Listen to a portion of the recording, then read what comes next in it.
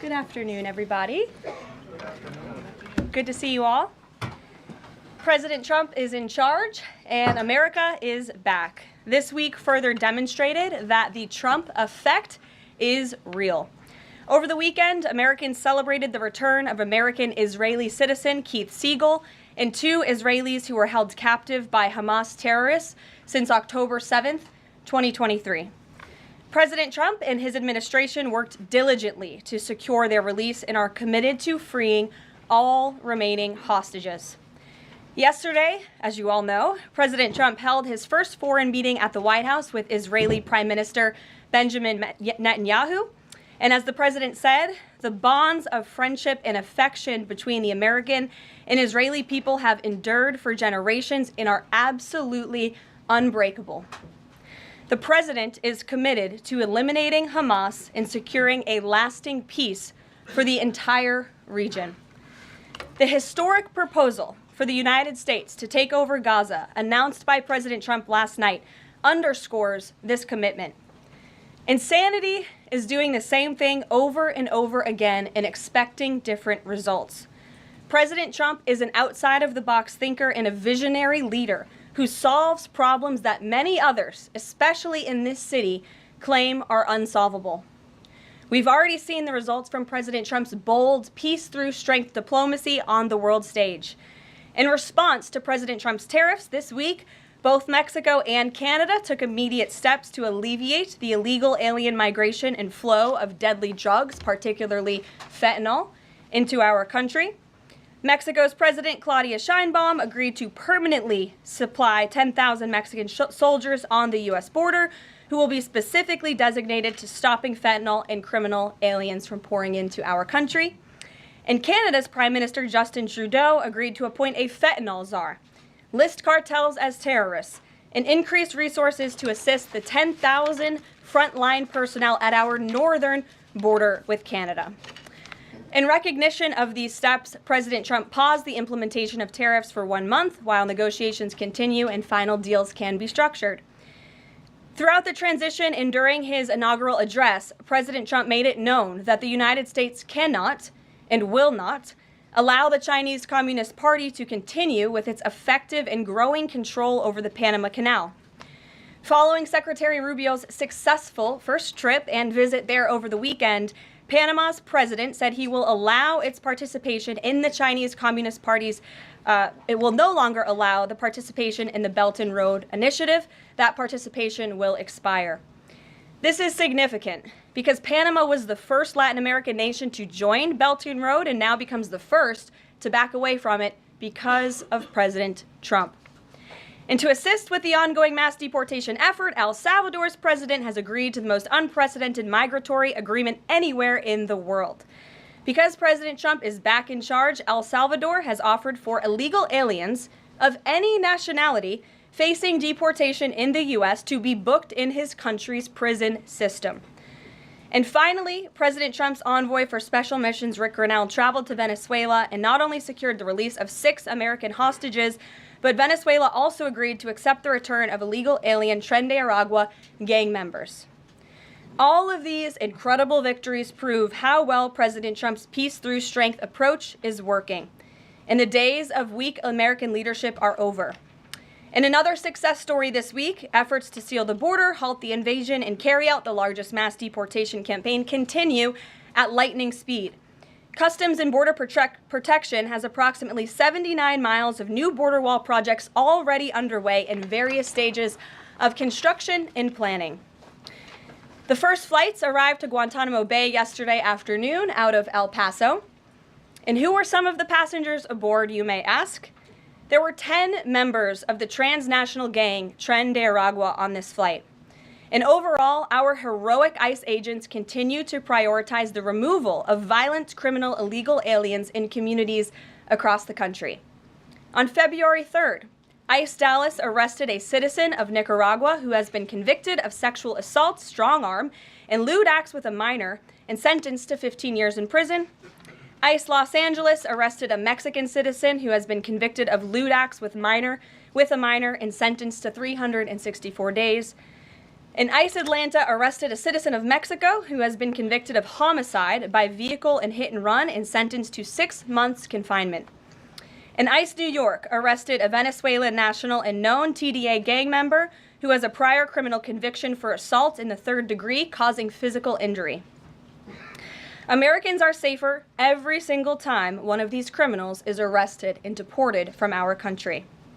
On another important and ongoing topic, the Senate is working fast to confirm President Trump's exceptional cabinet nominees in the face of relentless media smear campaigns. As of right now, 12 members of the president's cabinet have been confirmed, most recently Pam Bondi, who, as you all know, I was just in the Oval Office for that swearing-in ceremony surrounded by Pam's lovely family, and we look forward to watching her serve as the Attorney General of the United States. According to CNN, President Trump is getting more cabinet picks confirmed so far than the average president in the modern era. Another success story. And we believe it's critical that Republicans in the Senate majority stay tough and keep their foot on the gas to confirm all of the remaining nominees as quickly as possible so we can continue President Trump's important work here at the White House and across our entire federal government. And lastly, throughout his historic campaign, President Trump pledged to restore common sense to our country. And he is continuing to deliver on that with an executive order that he will sign later today. The president will be signing an executive order keeping men out of women's sports to defend the safety of athletes, protect competitive integrity, and uphold the promise of Title IX. This common sense action from President Trump ends the disgusting betrayal of women and girls by the previous administration, who for years catered to radical activists who wanted biological males to be treated as women in workplace showers, competitive sports, prisons, and even rape shelters. Gender ideology insanity is over. Submissions from individuals across the country interested in participating in our new media seat at a future briefing continue to flood in. We are at more than 12,000 and counting. If you're watching right now and are interested, you can continue to apply on our new media website, whitehouse.gov/newmedia. And in the seat today, we have a longtime national television broadcaster. I'm sure many of you recognized her when she came in, Sage Steele, who is now the host of an incredibly successful podcast, The Sage Steele Show, on YouTube and all podcast platforms.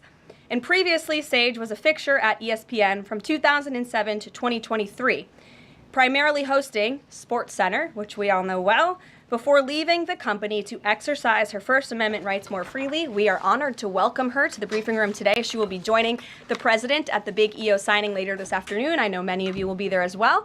So Sage, why don't you kick us off on this very exciting day for women and girls across the country. Thank you for joining us. It is exciting, and Caroline, thank you for welcoming people like me with a little bit of a different perspective, different background in this seat. It really does mean a lot. Thank you.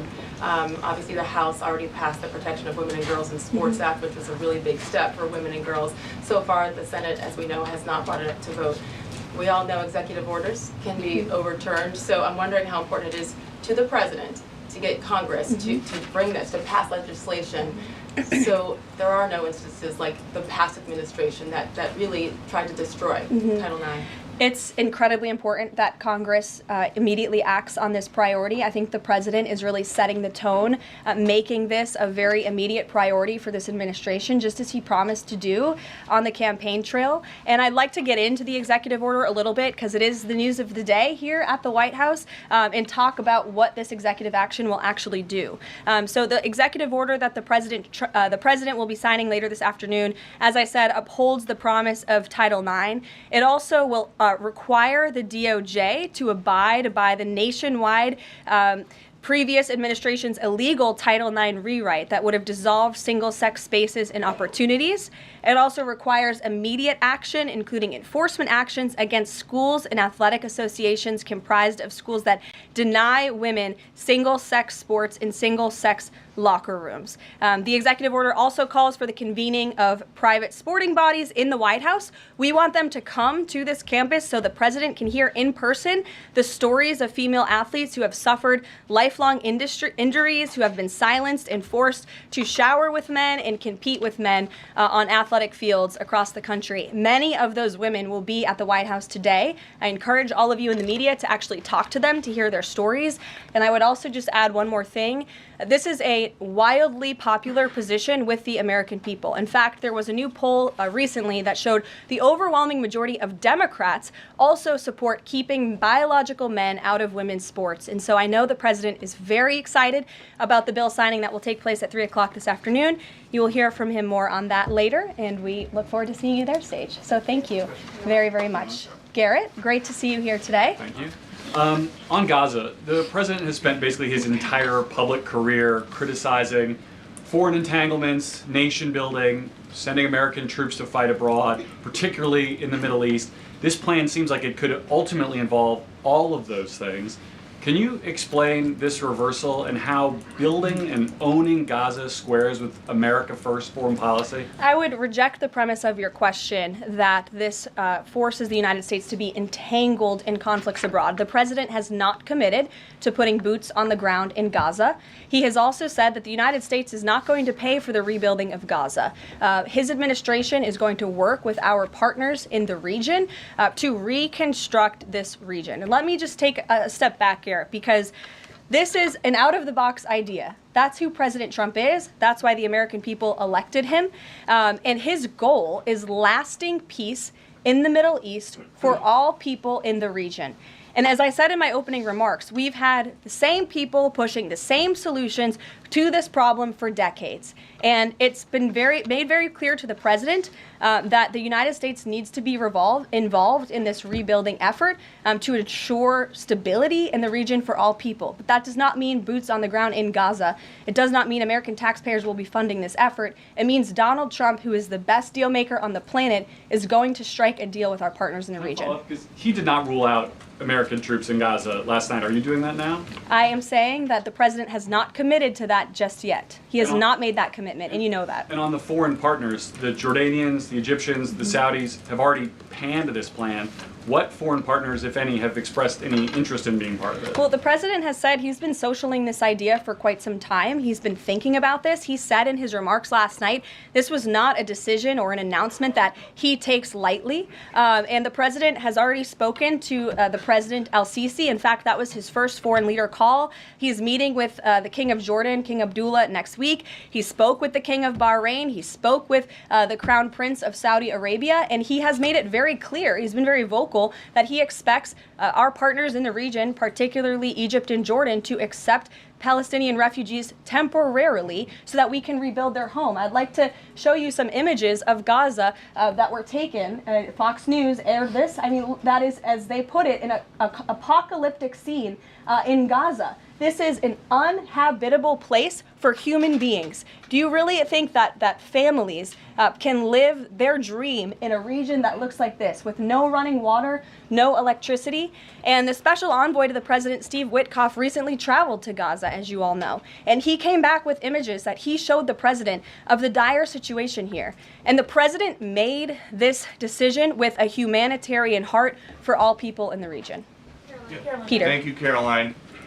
Are any officials here preparing to fight Democratic lawmakers in the streets? Absolutely not. So And thanks for the question. Some elected Democrats are so steamed about DOGE. Congresswoman LaMonica McIver says we are at war. Ilhan Omar says we might actually see somebody get killed. And Chris Van Hollen says we have to fight this in the Congress. We have to fight this in the streets. So what now? And may I just point out, if you heard that type of violent, enticing rhetoric from our side of the aisle, from Republican leaders on Capitol Hill, I think there would be a lot more outrage in this room today. It's unacceptable, the comments that have been made by these Democrat leaders, and frankly, they don't even know what they're talking about. Because President Trump was elected with a mandate from the American people to make this government more efficient. He campaigned across this country with Elon Musk, vowing that Elon was going to head up the Department of Government Efficiency, and the two of them, with a great team around them, were going to look at the receipts of this federal government and ensure it's accountable to American taxpayers. That's all that is happening here. And for Democrat officials to incite violence and encourage Americans to take to the streets is incredibly alarming, and they should be held accountable for that rhetoric. It sounds like something that they're most concerned about is DOGE engineers with access to Treasury systems. Can you clarify, do the DOGE engineers have read-only access Yes. in these systems, so they are not allowed to write new code? No. They are not, okay. No. And then one more thing. NBC is reporting that some of the illegal immigrants that we've seen rounded up and arrested are not being deported. They're being released with ankle or wrist monitoring devices, or they have to check in on the phone. So is the administration arresting more people than you have room for? I have seen the reports, and I'm glad you brought it up because we want to address it. There have been a total of 461 illegal aliens, this is of this morning when I got this information from DHS, that have been released from custody of the more than 8,000 that have been arrested since President Trump was inaugurated. It's less than 6%, and there are reasons for their release. Some of the factors include a lack of significant likelihood of removal in the foreseeable future, lack of detention availability, which is something this president and this administration has been incredibly vocal about. We are doing everything we can to deport and detain illegal immigrants, but we need Congress's help to increase funding for Border Patrol and for ICE to increase detention capability in our facilities. And then other serious medical conditions have also been the reasons for some of the release of these individuals. But none of them have final deportation orders. Many of them are probably contesting their immigration status. I'd refer you to DHS for more details, but I did get that information because I knew it'd be a question, so thank you. Sure. Yes. The president and you here again today have made clear, given the devastation, you think Palestinians have no choice but to leave Gaza and go elsewhere. But Palestinians say this is their home. They don't want to go. The president last night said he's willing to use the military if necessary. Is the U.S. prepared to remove Palestinians from Gaza by force? The president is prepared to rebuild Gaza for Palestinians and all people in the region, peace-loving people who want real economic development and opportunity in the region. This is a region that has been controlled by Iranian-backed terrorists, Hamas, who have brutalized not just Israelis but Palestinians too. It is because of Hamas that you see those images on that screen, that Gaza has become a demolition site because Hamas launched that brutal attack on Israel on October the 7th. And so again, I would stress, President Trump wants to ensure that this can be a place where all people can live in peace. He is a peacemaker in chief. He made that very clear in his first term. And as for how that will be accomplished, the president and his team are talking with our allies in the region to consider next steps. But should the American people be prepared to see U.S. military on the ground fighting a ground war against Hamas? Again, the president has not committed to U.S. troops in the region. But it is an option. I have said that the president has not committed to that yet. Sure. If I could just follow up on that, though, why not rule out the idea of committing U.S. troops? This has been a long-standing argument that the president has made really over the last decade or so, talking about endless wars and not something the U.S. wants. Why not rule out? Because I think the president is very good when he's making deals and negotiating not to rule out anything because he wants to preserve that leverage in negotiations. And so I think that's what he's doing here. If I Mary. can follow up on that, though, he also said that everyone loves this plan. He said that in the Oval Office this morning. Sure. In fact, the Deputy Prime Minister of Jordan called it a declaration of war on the Arab people. So how does he square the fact that even some Republicans on the Hill are objecting to this or questioning this? How does he square the fact saying everyone loves this plan? Well, King Abdullah of Jordan will be here next week, so I can provide you more context on the conversations he will have directly with the President of the United States after that meeting. And I would just point out that there's been a lot of leaders and officials all around the world who have doubted, I suppose, the deal-making ability of President Trump. You heard the Panama leader saying that he would not agree to some of the concessions that he has now made because of Secretary Rubio's visit. You had the Colombian president saying he wouldn't accept flights of Colombian illegal nationals who have entered into our country illegally, and those flights are underway. So actions speak louder than words. Dasha. Caroline, you said the president has been working on this idea for a while behind the scenes now. Is there a written plan based on the president's proposal for Gaza? And if so, when was it drafted and who had a hand in that? The plan was written in the president's remarks last night as he revealed it to the world and to the American people, and his team are continuing to be engaged on this effort. I saw the National Security Advisor this morning. He has a very busy day of calls, and they will, again, continue to engage with our partners. That includes Steve Witkoff as well. Mary.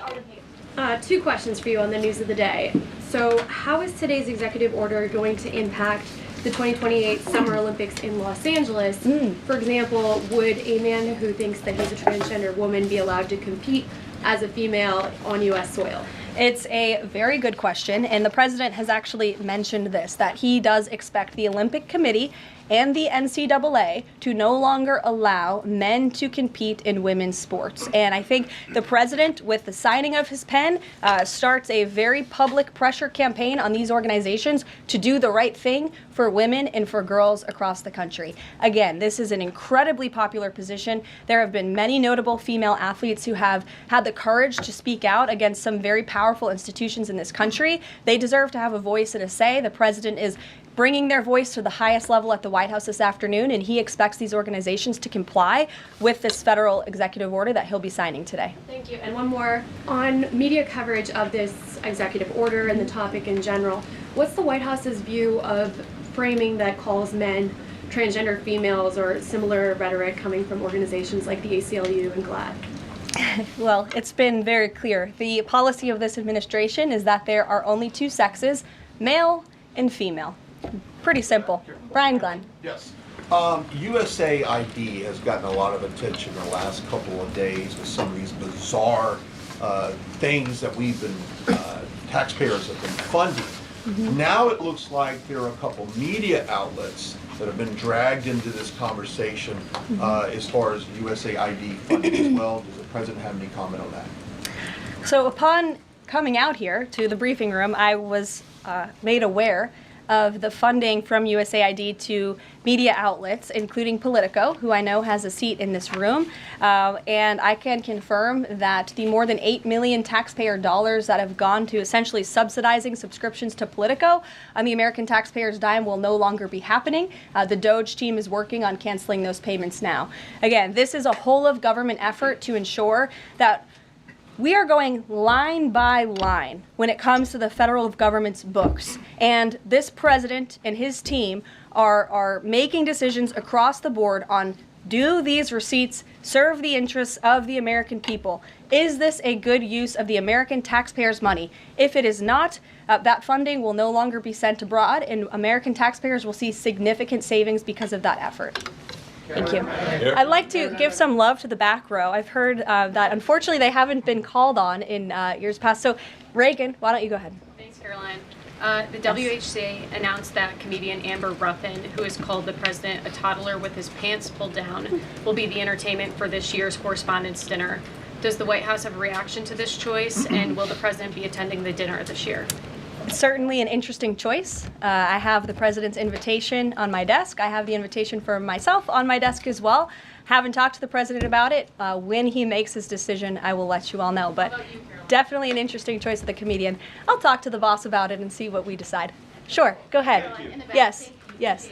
On the executive order set to be signed today, you said that this will be enforced. Can you spell out for schools and the public how exactly the administration plans to enforce this, even at the local levels? And on top of that, there are human rights groups who say that this could expose kids to discrimination. What is your response to that? I think kids have already been exposed to discrimination, especially young women and girls who have been forced to shower in locker rooms with biological men, who have been forced to compete on playing fields with biological men, which is incredibly unfair and unsafe, and again, an incredibly unpopular policy with the American people. As for the actions that this executive order takes, I already laid those out at the beginning of the briefing. I'm happy to give you a copy of this fact sheet so you can let your audiences across the country know. What's your message to schools who don't comply with this? They should, because it's going to be federal law in about an hour and a half. So your colleague to your right, to my Thanks, left. Caroline. Yes. Taylor with Spectrum News. You talked a bit about DOGE. Elon Musk is currently a, quote, special government employee who also owns companies that have billions of dollars in federal contracts. You said earlier this week that he has abided by all applicable federal laws, but what steps is the Trump administration taking to address that conflict of interest? The president was already asked and answered this question this week, and he said if Elon Musk comes across a conflict of interest with the contracts and the funding that DOGE is overseeing, then Elon will excuse himself from those contracts. And he has, again, abided by all applicable laws. In the back left, go ahead.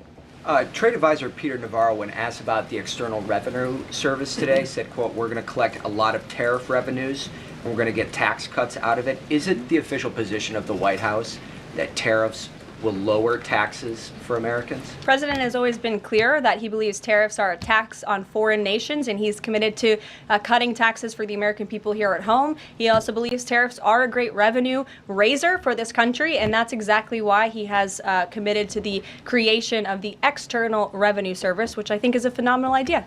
We'll just go down the whole row. Go ahead. Tom Bateman with the BBC. Can you confirm that under the President's plans for Gaza, any and all Palestinians who want to stay in Gaza on their land will be allowed to do so? I can confirm that the president is committed to rebuilding Gaza and to temporarily relocating those who are there because, as I've showed you repeatedly, it is a demolition site. There is no running water. There is no electricity. The president wants these individuals to live in peace. He is committed to doing that with this very bold new plan, and we will continue to keep you apprised of updates as we receive them. Ed Lawrence, go ahead. Yes, go ahead, Ed. I appreciate it. Thank you. So now that the President Trump's policies are starting to take shape, how long will it take to cycle through and get some of the actual prices that Americans are paying to come down? Prices at the store and at the grocery pump? All of the above. Across the board, sure. Well, the president is doing everything he can, obviously, to reduce the cost of living crisis in this country as quickly as possible. That's why he signed a litany of executive orders across the board. In the first couple of weeks here, he declared a national energy emergency. He committed to cutting 10 regulations for every new one on the book. As you know, working for a Fox Business-related outlet, deregulation and energy independence are huge drivers of reducing inflation in this country. And I think Americans can be assured by the results President Trump had in his first term, when again inflation was 1.4% when he left office. But is it months or is it a year? And will Americans have the patience to wait for it? I don't have a timeline, but the president is doing everything that he possibly can to reduce cost of living for Americans at home. Phil Wegman. Thank you. Is it worth risking the life of a single U.S. Marine to turn the Gaza Strip into the Riviera of the Middle East? Phil, I'm not sure why you're asking me that question because I've already said the president has not committed to sending Marines or any boots on the ground in Gaza. We'll bring it to the front row. Ed O'Keefe. Good to see you again here in the front row, Caroline. Two things. On today's announcement, Title IX, if he scales back the education department or moves to shut it down entirely, what entity will enforce Title IX? As of now, this will be enforced through education, through Title IX. If the abolishment of the Department of Education continues, which, as the president said yesterday, it's something his team is looking at and considering. It's something he talked a lot about on the campaign trail. Then, of course, we will look at additional maneuvers to ensure that these very important policies can be implemented. Okay, so the education abolishment thing's still on the table. Yeah, the president talked about it yesterday in the Oval Office, and he has good reason to talk about it. I mean, look, our education system is failing students in this country. The Nation's Report Card, I brought it up in my remarks last week, it shows that fourth graders are not reading at the level they should. I believe it was 40% of them are proficient in reading. As the mother of a child, I want an education system that helps my child read and write, teaches him math, nothing else in the classroom. And the president is wholeheartedly committed to we can make academia great again in this country. One other quick Deanna, one, go ahead. Thanks, Caroline. Does the president, is he looking at offering anything to these Arab countries that take in Palestinians? Is he willing to give them anything in return? And secondly, when the president announced his taking over Gaza policy yesterday, was Netanyahu aware of this, and what was his reaction when Trump presented that idea to him? I was I won't get ahead of the president's discussions or negotiations on your first question about what would be offered. I think the president's made it clear that he expects these nations in the region to step up and to accept Palestinian refugees who will be temporarily relocated for the rebuilding of Gaza. As for whether Prime Minister Netanyahu was aware before the president's remarks, he was indeed. I wasn't present for that reaction. But again, this is something the president has been socializing and thinking about for quite some time. Nick, good to see you. Oh, Jordan. Jordan, sorry. Thank you, Caroline. So Secretary Hegseth announced yesterday that Army recruiting levels have reached 12-year highs in December, 15-year highs in January. What is making young people want to serve the military under the Trump administration, and how does that contrast to Biden's failure consistently to meet recruiting average? Yeah. Does DEI President Trump's anti-DEI agenda play a role in this? Well, first of all, the recruitment level for all branches of our military are at crisis levels, and it serves as a national security risk that our military branches are not fully staffed to where they need to be. And I do believe it's a culture problem within these institutions that the president is very much committed to fixing, as emphasized by the executive orders he has signed to root DEI out of the military. And I think when young men and women who are honorably signing up to serve in our nation's military see somebody like Pete Hegseth, the new Secretary of Defense, who is a proven warfighter, who risked his life in battle for this country, who understands what it means to deploy and to defend the Constitution and your nation abroad and to put your life on the line. When they see a leader like that, and a leader like President Trump, who is committed to peace through strength, that's very inspiring. And we look forward to seeing those recruitment numbers and retention numbers skyrocketing over the next 4 years. And I know Pete Hegseth is committed to increasing recruitment at all branches of the military. I would defer you to the Department of Defense on exactly what he plans to implement. Jeff. Thanks very much.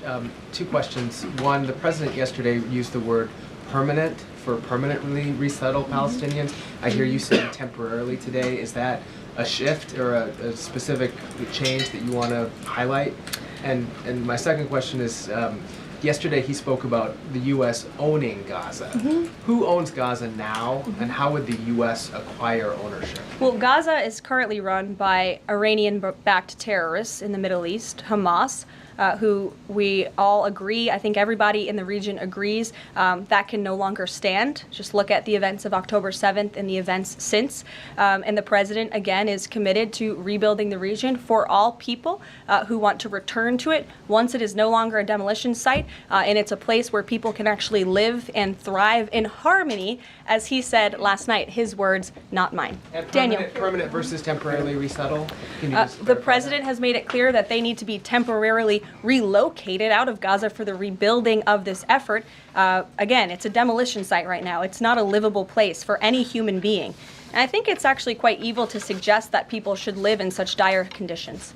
Daniel. Caroline, thank you so much. The Daily Guidance says that the president will be meeting with a pair of governors today, Governor Abbott of Texas and Governor Newsom of California. It comes after the president took executive action to turn the water back on in California. Billions of gallons are flowing now. What can you tell us about the 2 meetings and the importance of President Trump's actions to help people in California? Sure. Those meetings will be taking place shortly, so I will get out of here to get to those meetings. We can always provide you a readout, as we always do. We try to be very transparent about what the president is doing in the Oval Office. Perhaps he'll even call you in to join him. We never know around here, as you all know. But Governor Abbott is obviously a great friend and an ally to the president. He has been on the front lines of the border crisis in this country. And as for Governor Gavin Newsom, well, the president is willing to work with anybody from blue states or red states to do what's best for the American people. And he really enjoyed, the president really enjoyed his trip to Pacific Palisades last week. He felt very inspired by the frustration of the residents there, and he has been wholeheartedly committed to ensuring that the water is flowing in California to prevent these wildfires, and also that people have access to their properties. And he has continued to apply tremendous pressure to Gavin Newsom and also the Los Angeles mayor to allow private residents and property owners to access their property. He believes that's their right to do so, and they should be able to do it. And one more thing before I wrap up, because I do want to get to these meetings, and I will see you all at the EO signing later this afternoon. I would just say that you brought to mind California and North Carolina, who continue to be on our hearts, and the president and this administration are committed to ensuring that these individuals get the funding that they need. And I would just say a strong message to Democrats who are out there pretending to be outraged about the long list of crap that this administration is cutting, federal waste and funding, like $2 million for sex changes in Guatemala, $6 million to fund tourism in Egypt, $20 million on a new Sesame Street show in Iraq, $4.5 million to combat disinformation in Kazakhstan. I could go on, and I'm happy to provide this list to every single one of you. Democrats are outraged that the American people want to be, they want their taxpayers going to good uses, not stuff like this. But then they're very quiet about the fact that there are still North Carolinians and people in California who have lost everything, and in the last 4 years, this federal government did nothing to help them. This president will continue to put Americans first, and I think the successes of this week so far speak to that, and it's only Wednesday. So I'll see you guys later this week, and we'll see you this afternoon. Thank you very much.